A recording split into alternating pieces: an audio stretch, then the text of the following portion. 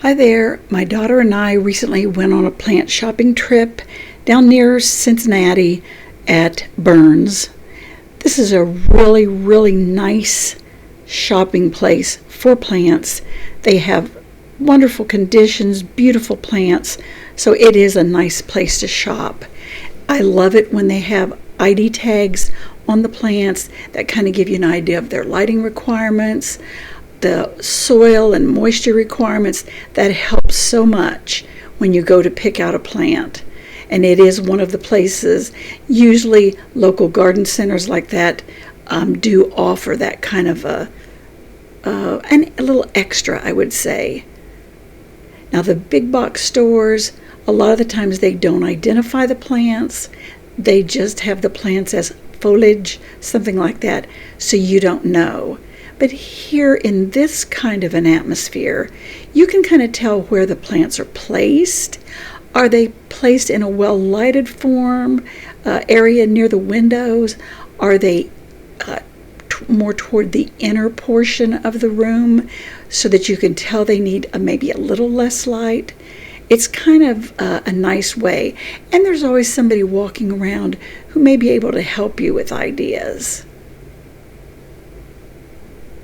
Now, I like these string of plants, but since I've had a lot of string of pearls, I've kind of gotten tired of them. I don't know.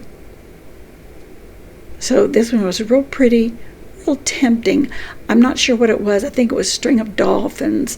I never looked for the tag on it. Now the zigzag or rickrack cactus, that was really tempting. I wanted to have that. But, it was kind of a cool time, and we had to just pick out a few that we just had to have. So I didn't take this more, heat-loving plant out. I thought I could make the exception with some others. And there's a snake plant, almost looks like mine at home, but it's in bud. Those little blooms of it are so nice. I had that last year. It did not bloom this year. I don't know what the difference is. Maybe it has to rest a few years in between, or it was just a fluke that mine bloomed. But you can see all these plants are in real healthy conditions. Always look to see one that's the healthiest you can. Check soil level, check what it looks like underneath. Make sure, especially when you're paying premium cost, that there are no dead leaves, withered leaves, etc. on it, because you want to get good value for the money. That's the advantage of doing that over mail order. Look at the string of pearls, nice big plump pearls. Those are cute. I've not had one of those. These were real tempting. I almost brought one home, but once I saw a few more colorful plants, I decided on those, but you'll see that later. I think this is real pretty, that grows up a shingle. I forget the name of it right now, but I really think that's pretty. And this type of a begonia, that might not be real easy for a beginner or even an intermediate. I'd be afraid to buy this one, especially spending that much money to take it home and just have the leaves dry up, because I guess it needs specific humidity, etc. You could look those up and see what they need. That's really pretty plants. I like that. Now the Hoya, I've got the Hoya cornosa.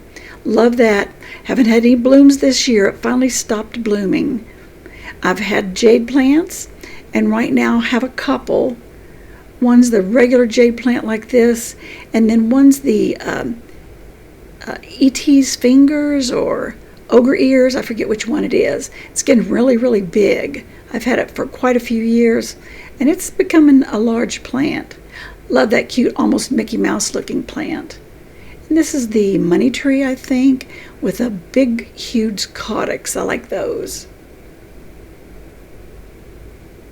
Now, this is one I want, but I don't see those as staying very pretty most of the time. I guess they're very finicky in the way they're treated. It's hard to keep them tight and undamaged. So I haven't bought one of those yet. Now I have a couple terrariums I'd like to plant up, so these tiny little plants are really appealing to me. Maybe I'll try a croton. But these look really pretty. I've got a lot of pothos. I am trying to root a lot of those. Now this one really caught my eye, both me and my daughter. I have had these before, but unfortunately dropped one in the move, and it kind of destroyed it so much that I just gave up. I wasn't in the mood with all that we had to do in our move to rescue, so I need a new one. Don't all the nursery places always have kitty cats roaming around? Now be sure to check the bottom, check around the stem, see if you see any signs of insects. This one looked pure and clean and wonderful. I like those, all of those. The pink princess was beautiful. My daughter and I both ended up getting one of those, along with the red siam. They had very, very pretty pots here. And you can kind of go ahead and stick a plant down in a pot and get an idea of the size you need and some color that would go well with it. I like that. I like that white. And again, there's signs up that give you ideas of the light. Always look it up on your phone if you know the name of the plant, or use that Google image search to see what the plant is and find out what it needs before you buy it. Now they had these pots. They're kind of a double, I guess, African violet pot that you put water down in, and it'll soak through that ceramic portion. Well, I'm sorry, the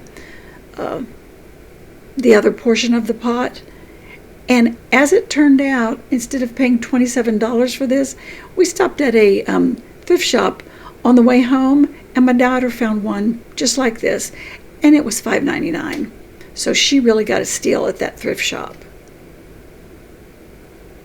Wish I'd seen it first.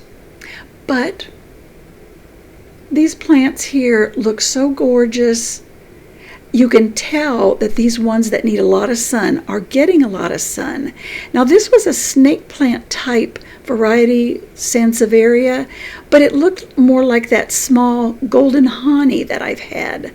But this was very, very large. But wow, I would have loved to have that if I had a good sunny enough place for it. Got one like that. I love it. And I constantly keep turning it to try to keep it going upright. Now this, I am assuming, is one of the popular plants right now, the Piper crocatum, $55. I would need to read up a lot on that and see just how finicky they are. I'm not in the mood for finicky right now. Not with spring coming and all the outdoor things to work with. I'll just leave finicky on the shelf. But it was a gorgeous plant.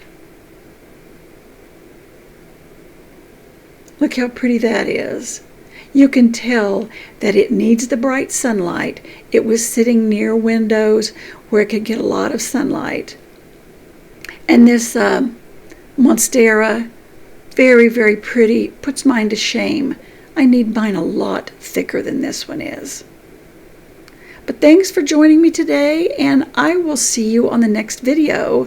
Be sure to check out my blog post back on the blog, and I have a lot more information there.